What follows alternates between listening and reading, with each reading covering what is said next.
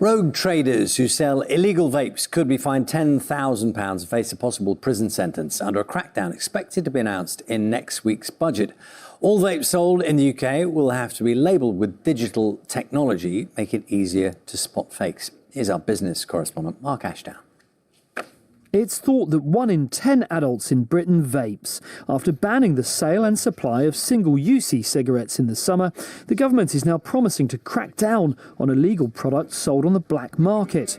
Vape shops can now be found on most high streets across the country, but some flout the rules, selling products with high levels of dangerous chemicals or with poor labelling.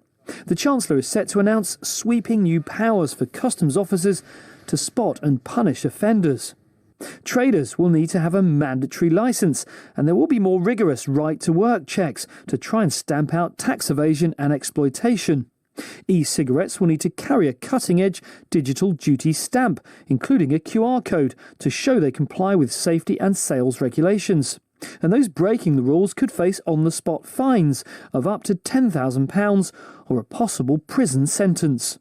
And essentially what we're trying to do here is to make sure that criminality doesn't pay. And by putting in those levels of fine, £10,000, potential prison sentences, they go a long way to act as a deterrent. And the issue maybe to date is there hasn't been enough of a deterrent.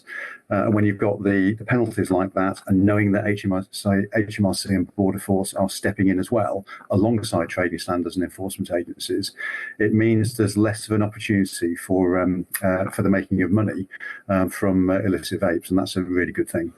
Legitimate businesses will be able to register for the new scheme from April next year, before it becomes compulsory in October. They will also have 6 months to sell any unstamped stock.